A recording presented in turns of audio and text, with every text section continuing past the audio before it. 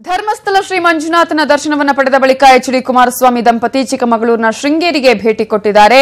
ಶೃಂಗೇರಿಯ ಶಾರದಾಂಬೆಗೆ ವಿಶೇಷ ಪೂಜೆಯನ್ನ ಸಲ್ಲಿಸಿದ್ದಾರೆ. ಬಳಿಕ ಶ್ರೀ ಭಾರತಿ ಸ್ವಾಮೀಜಿಗಳ ಆಶೀರ್ವಾದವನ್ನು ಕೂಡ ಪಡೆದುಕೊಂಡರು. ಮಾಜಿ ಪ್ರಧಾನಿ ದೇವೇಗೌಡರು ಕೂಡ ಶೃಂಗೇರಿಗೆ ಆಗಮಿಸಿ ಶಾರದಾಂಬೆಗೆ ವಿಶೇಷ ಪೂಜೆ ಸಲ್ಲಿಸಿದರು.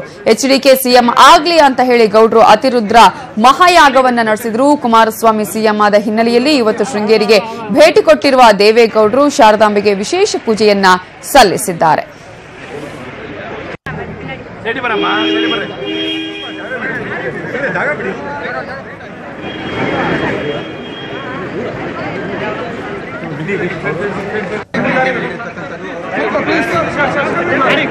ಈಗಾಗಲೇ ಧರ್ಮಸ್ಥಳದಲ್ಲಿ ಮಂಜುನಾಥನವನ್ನ ದರ್ಶನವನ್ನ ಪಡೆದ ಬಳಿಕ ಎಚ್.ಡಿ. ಕುಮಾರಸ್ವಾಮಿ ದಂಪತಿ ನೇರವಾಗಿ ಅಲ್ಲಿಂದ ಶೃಂಗೇರಿಗೆ ತೆರಳಿ ಶೃಂಗೇರಿಯ ಅಲ್ಲಿ ಶಾರದಾಂಬೆಯ ದರ್ಶನವನ್ನ ಕೂಡ ಪಡೆಯುವಂತಹ ಪ್ರಯತ್ನವನ್ನ ಮಾಡಿದ್ದಾರೆ.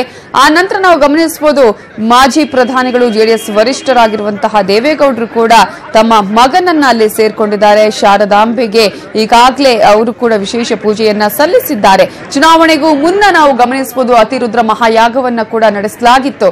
ಅದರಲ್ಲೂ ಕೂಡ ಒಳಿತಾಗ್ಲಿ ಅನ್ನುವಂತಹ ನಿಟ್ಟಿನಲ್ಲಿ ಈ ಒಂದು ಸಾಕಷ್ಟು ಯಾಗವನ್ನ ಕೂಡ ಮಾಡಲಾಗಿತ್ತು. ಈಗ ನಾವು ಗಮನಿಸ್ತಾ ಇದ್ದೀವಿ, ಸಿಎಂ ಆಗ್ತಾ ಇದ್ದಾನೆ ತನ್ನ ಮಗ ಅನ್ನುವಂತಹ ಸಂದರ್ಭದಲ್ಲೂ ಕೂಡ ಮತ್ತೊಮ್ಮೆ ಶೃಂಗೇರಿಗೆ ಭೇಟಿ ಕೊಟ್ಟಿದ್ದಾರೆ ಮಾಜಿ ಪ್ರಧಾನಿಗಳು. ತನ್ನ ಕುಟುಂಬ ಸಮೇತರಾಗಿ ಅವರು ಕೂಡ ಈಗಾಗಲೇ ಶೃಂಗೇರಿ ಮಠಕ್ಕೂ ಕೂಡ ಹೋಗಿದ್ದಾರೆ. ಇನ್ನು ಅಲ್ಲಿನ ಮಠಾಧಿಪತಿಗಳ ಬಗ್ಗೆ ಆಶೀರ್ವಾದವನ್ನ ಕೂಡ ಅವರು ಪಡ್ಕೊಂಡಿದ್ದಾರೆ.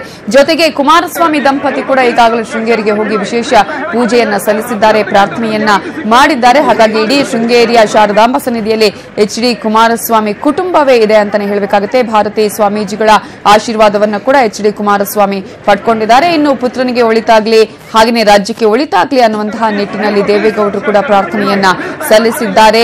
ಬೆಳಗ್ಗೆ ಅಷ್ಟೇ ನಾವು ಗಮನಿಸಿದ್ವಿ, ಧರ್ಮಸ್ಥಳದಲ್ಲಿ ಮಂಜುನಾಥನ ದರ್ಶನವನ್ನು ಪಡೆದ ಬಳಿಕ ಮಾಧ್ಯಮದ ಜೊತೆ ಕೂಡ ಮಾತನಾಡಿದ್ರು. ನಾನು ಶಾರದಾಂಬೆಯ ದರ್ಶನವನ್ನು ಪಡಿತೀನಿ ಅನ್ನುವಂತಹ ಮಾತನ್ನ ಕುಮಾರಸ್ವಾಮಿ ಹೇಳಿದ್ರು. ಈಗ ಇಡೀ ಕುಟುಂಬವೇ ಶೃಂಗೇರಿಯಲ್ಲಿ ಶಾರದಾಂಬೆಯ ದರ್ಶನವನ್ನ ಮಾಡಿದೆ.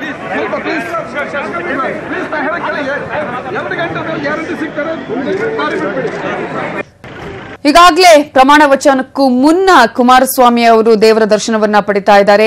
ಶೃಂಗೇರಿಯ ಶಾರದಾಂಬೆಯ ದರ್ಶನವನ್ನ ಪಡೆಯೋದಕ್ಕೂ ಮುಂಚೆ ಧರ್ಮಸ್ಥಳಕ್ಕೆ ಹೋಗಿದ್ರು. ಧರ್ಮಸ್ಥಳಕ್ಕೆ ಹೋಗಿ ಮಂಜುನಾಥನ ದರ್ಶನವನ್ನ ಕೂಡ ಪಡೆದ್ರು. ಹಾಗೇನೆ ವೀರೇಂದ್ರ ಹೆಗ್ಗಡೆಯವರ ಜೊತೆ ಕೂಡ ಅವರು ಮಾತನಾಡಿದ್ರು. ಅವರಿಗೆ ಸನ್ಮಾನವನ್ನ ಮಾಡಿರೋದನ್ನ ಕೂಡ ನಾವು ಆ ಸಂದರ್ಭದಲ್ಲಿ ಗಮನಿಸ್ತೀವಿ. ಹಾಗೇನೆ ಅಲ್ಲಿ ಮಂಜುನಾಥನವನ್ನ ದರ್ಶನವನ್ನ ಪಡೆದು ವಿಶೇಷ ಪೂಜೆಯನ್ನ ಕೂಡ ಎಚ್.ಡಿ.ಕೆ ದಂಪತಿಯಲ್ಲಿ ಸಲ್ಲಿಸಿರೋದನ್ನ ಕೂಡ ನಾವು ಗಮನಿಸಬಹುದು. ಆ ನಂತರ ಅವರು ಶಾರದಾಂಬೆಯ ದರ್ಶನವನ್ನು ಪಡೆಯೋದಕ್ಕೆ ಶೃಂಗೇರಿಗೆ ಕೂಡ ಹೋದ್ರು. ಈ ಬೆಳಿಗ್ಗೆನೆ ಅವರು ಧರ್ಮಸ್ಥಳಕ್ಕೆ ಹೋಗಿರೋದನ್ನ ಕೂಡ ನಾವಿಲ್ಲಿ ಗಮನಿಸಬಹುದು. ಹಾಗೇನೆ ಆ ಸಂದರ್ಭದಲ್ಲಿ ಕೂಡ ಮಾಧ್ಯಮದವರ ಜೊತೆ ಮಾತನಾಡಿದ್ರು. ಯಾವ ರೀತಿಯಾಗಿದೆ ರಾಜ್ಯದ ಜನರಿಗೆ ಒಳಿತಾಗ್ಲಿ ಅಥವಾ ರೈತರಿಗೆ ಒಳಿತಾಗ್ಲಿ ಅನ್ನುವಂತಹ ನಿಟ್ಟಿನಲ್ಲಿ ನಾನು ಮಂಜುನಾಥನ ದರ್ಶನವನ್ನ ಪಡೆದಿದ್ದೇನೆ ಅನ್ನುವಂತಹ ಮಾತನ್ನ ಕೂಡ ಈ ಸಂದರ್ಭದಲ್ಲಿ ಎಚ್.ಡಿ.ಕೆ ಮಾಧ್ಯಮದ ಜೊತೆ ಮಾತನಾಡ್ತಾ ಇರುವಂತಹ ಸಂದರ್ಭದಲ್ಲಿ ಹೇಳಿದ್ರು.